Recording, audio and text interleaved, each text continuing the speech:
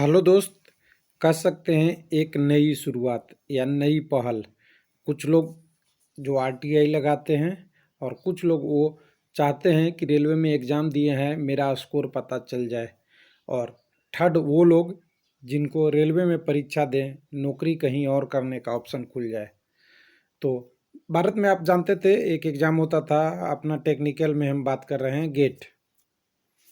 Gate से क्या होता था कि आपने गेट का स्कोर यूज करके कहीं और जॉब करने के लिए अप्लाई कर सकते थे आप, जब आप क्वालिफाई कर जाते हैं। वो ग्रेजुएट लेवल का होता है। लेकिन यहाँ पे रेलवे में भी एक कुछ ऐसा ही प्रयोग हो रहा है। आने वाले दिनों में कुछ लोगों को पब्लिक या प्राइवेट सेक्टर में इस स्कोर से जॉब मिल सकती है।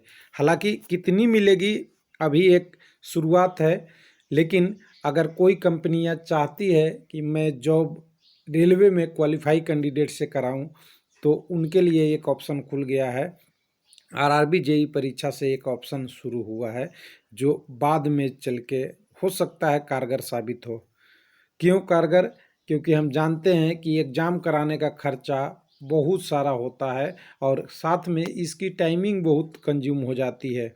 जो कंपनियां डायरेक्ट चाहती है कि बिना एग्ज़ाम के क्वालिफाई कैंडिडेट को ले, तो कोई गवर्नमेंट एग्जामिनेशन क्वालिफाई कैंडिडेट को उठा सकती है। तो अभी थोड़ा सा आपको इस कंसेप्ट में नया लगेगा, लेकिन थोड़ा सा भी लेके चलेंगे जहां ऑफिशियल डाटा है, तो थोड़ा सा ऑफिशियल नोटिस से आपको थोड़ा थोड़ा क्लियर होगा है ये माजरा क्या। तो देखिए, कोई भी कैंडिडेट एग्ज़ाम देता है, एग्ज़ाम देने के बाद आपका स्कोर होता है। उस स्कोर में कुछ लोग जॉब में चले जाते हैं, जो जिसको बोलते हैं कट ऑफ से ऊपर वाले कैंडिडेट। और कट ऑफ से नीचे वाले कैंडिडेट का तो कुछ होता ही नहीं, ना पब्लिश होता है रिजल्ट, ना उसका कुछ वेबसाइट पे दिया जाता था, ना कुछ दिया जाता था। लेकिन इस बार आरआरबी ने दे दिया है और साथ में लिख दिया है कि फ्यूचर में कोई गवर्नमेंट या पब्लिक सेक्टर इसको अगर यूज करना चाहती है, साथ में प्राइवेट सेक्टर भी यूज करना चाहती है, तो ये मेरे तरफ से सर्टिफाइड स्कोर कार्ड है इस कैंडिडेट का। अब तो समझ में आ रहा होगा। तो चलिए थोड़ा सा और डिटेल में चलते हैं आरआरबी कोलकाता के वेबसाइट पे। तो आरआरबी कोलकाता के वेबसाइट पे आइएगा, देख लीजिएगा, कन्फ्यूजन ना हो। और यहाँ पे आने पे आपका कल के, अब कह सकते हैं परसों का, आज तो 11/3/21 हो गया। तो 9 तारीख के शाम को एक अपडेट आया था जिसमें 3/18 के रिगार्डिंग बोला था पब्लिक डिस्क्लोजर, यानी पब्लिक में शो करना score and their detail of willing of non recommended candidate. Non recommended candidate कौन है? जिनको जॉब नहीं मिला, आगे की प्रोसेस के लिए नहीं किया गया फाइनल पैनल के बाद। Junior engineer examination conducted by railway recruitment board Kolkata against 3/18। इस नोटिस को आप यहाँ से क्लिक हेयर से ओपन करेंगे। ओपन करते ही आपके पास एक नोटिस खुलेगा। एक बार मैं उस नोटिस को ओपन कर लेता हूँ आपके लिए, ध्यान से इसको समझिएगा। थोड़ा सा ज़्यादा नहीं लिखा है, हालांकि 84 पेज का ये नोटिफिकेशन है, क्योंकि जितने भी कैंडिडेट क्वालिफाई किए हैं, चाहे उन्होंने 30 नंबर लाया हो 150 में से, उसको भी इन्होंने इसमें सम्मिलित किया है। अब इसको देखिएगा, इसको ध्यान से पढ़िएगा। मैं इसको शॉर्टकट में नहीं जाना चाहता हूँ, क्योंकि ये पहली बार है, लोगों को थोड़ा सा समझना चाहिए। तो देखिए, ऊपर वाला कहानी तो सेम के सेम फर्स्ट लाइन में लिख दिया जो आपका नोटिफिकेशन ऊपर नोटिस में लिखा हुआ था। लेकिन उसके बाद देखिए यहाँ से 2 पॉइंट दिया है, point number 1, point number 2। Point number 1 दिया है, in keeping with the decision of government of India, department of personal and training, making available publicly a score of candidate in recruitment examination through the portal of view of provide useful data other employee, enable them to identify good employee of candidate। अब यहाँ से देखिएगा identify good क्यों लिखा है। अगर लोगों को चाहता है, ध्यान देने की बात है, गुड इम्प्लाई से कहने का मतलब ये मैं कह रहा हूँ कि आप जानते हैं इम्प्लाएबल है। देखिएगा, गुड इम्प्लाएबल है, इम्प्लाई नहीं, इम्प्लाएबल मतलब जहाँ जॉब करते हैं उससे संबंधित है, या कोई जॉब लेना चाहता है कंपनी उससे। तो यहाँ पे देखिएगा 100 नंबर का एग्ज़ाम होता है, हालांकि यहाँ पे 150 का हुआ है, तो 100 150 में 150 में देखिए, कॉम्पिटिटिव एग्जामिनेशन में अगर कोई कैंडिडेट 150 भी लाता है तो अच्छा नहीं कहा जा सकता, और 30 भी लाता है तभी अच्छा नहीं कहा जा सकता, क्योंकि ये एग्जामिनेशन कॉम्पिटिटिव है।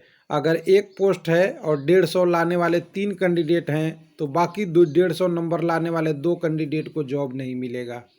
हालांकि उसकी गलती तो नहीं है, उसने फुल स्कोर लाया था, लेकिन कैंडिडेट गुड है ये तो हम कह सकते हैं। उसी तरह 30 नंबर लाने के लिए मिनिमम क्वालिफाई है, तो मिनिमम क्वालिफाई ला के भी अच्छा नहीं कहा जाता जब तक आपकी जॉब में आती नहीं है। इसी को यूटिलाइज करने के लिए इसका पर्पस दिया गया है, जिसमें कहा गया है कि railway recruitment board issue decision of scheme disclosing a score or detail of non-recommended willing candidate who is appear a junior examination against vacancy इतना at the time of application। पहला नंबर। अब दूसरे नंबर पे देखिएगा इसका क्या है, मतलब कि अगर इसको हम स्कोर करते हैं तो score and the detail recommended candidate are their detail this disclosure below score total marks 150 में दिया हुआ है। अब इसका डिस्क्लेमर ध्यान से ध्यान दीजिएगा, डिस्क्लेमर पे जाइएगा। 2 पॉइंट तो आपने समझ लिया, ये रेलवे की तरफ से है, लेकिन डिस्क्लेमर क्या लिखा हुआ है इसको थोड़ा सा ध्यान देने की ज़रूरत है।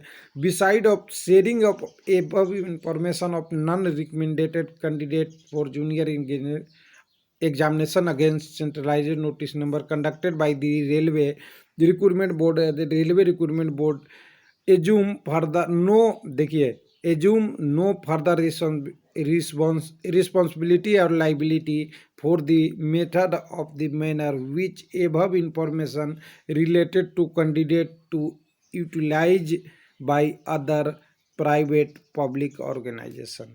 अब इसमें 2 चीज़ समझिएगा, हो सकता है कुछ गुड लोग हों वो आपको सही तरीके से यूज कर सकते हैं, कुछ बैड होते हैं जो आपकी मेल आईडी इसमें दिया हुआ है वगैरह, आपका एड्रेस दिया हुआ है, उसको गलत तरीके से यूज कर सकते हैं। अब हम गलत तरीके वाले के तो नहीं जाते, उनकी कोई बाउंड्री नहीं होती, लेकिन सही तरीके में कैसे यूज होगा उसी की बात के लिए मैंने ये वीडियो बनाने का कोशिश किया है। अब ध्यान से देखिएगा, भारत में बहुत छोटे छोटे प्राइवेट कंपनियां हैं या और कंपनियां हैं, वो डायरेक्ट इंटरव्यू लिया करती है, कैंपस सिलेक्शन किया करती है, या बहुत अलग अलग तरीके से किया करती है।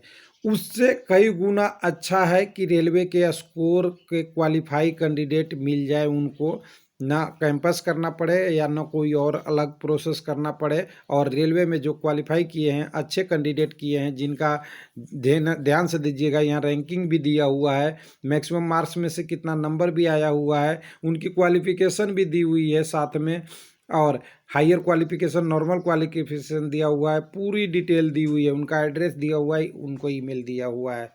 तो जहां अगर प्राइवेट में ज़रूरत पड़ेगी या कोई गवर्नमेंट ऑर्गेनाइजेशन को भी ज़रूरत पड़ेगी तो यहाँ से ये डाटा यूटिलाइज कर सकता है, और रेलवे इस पर कोई नहीं होगा। अब दूसरा क्या चीज़ था, दूसरा मैंने सीधा बताया कि RTI।